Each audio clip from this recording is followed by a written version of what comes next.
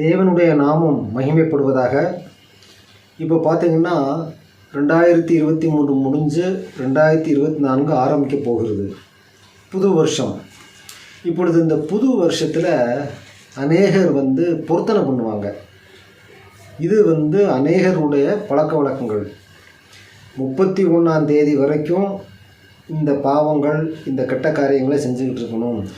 1ஆம் தேதிக்கு அப்புறம் இது எல்லாத்தையும் விட்டுட்டு புதுசாக இப்படி இருக்கணும், அப்படி இருக்கணும், ஆண்டவருக்கு பிரியமாக இருக்கணும்னு சொல்லி பொருத்தனை பண்ணுவாங்க.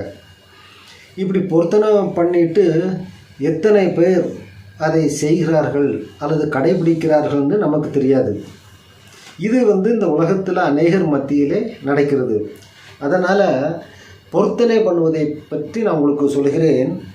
பிரசங்கி 5ஆம் அதிகாரம் 4:5 இவ்விதமாக சொல்லியிருக்கிறது: தேவனுக்கு ஒரு பொருத்தனை பண்ணி கொண்டால் அதை செலுத்த தாமதியாதே.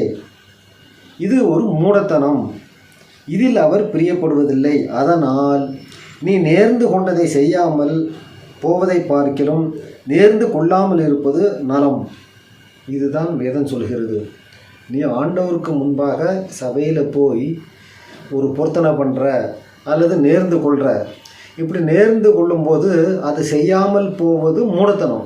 இதில் ஆண்டவர் பிரியமாக இருக்க மாட்டார். அதை விட நீ நேர்ந்து கொள்ளாமல் அல்லது பொருத்தனை பண்ணாமல் இருப்பதே நலம் என்று வேதவசனம் சொல்லுகிறது. இதுக்கு நான் ஒன்று சொல்லுகிறேன். நீ ஏன் பொருத்தனை பண்ணணும்? நீ ஏன் நேர்ந்து கொள்ளணும்? சபையில் போய் சபையிலன்னு சொல்லி சொன்னால் ஆண்டவருக்கு முன்பாக. அதை விட பழையன கழிதலும் புதியன புகுதலும் சொல்லி ஒரு பழமொழி இருக்கிறது போல், நீ எல்லாத்தையும் விட்டு நேர்ந்து கொள்ளாமலே இதெல்லாம் கடைபிடி, வாழ்க்கையில் நல்லதே செய், ஆண்டவருக்கு பிரியமாக வாழ். இப்படி இருக்கலாமே.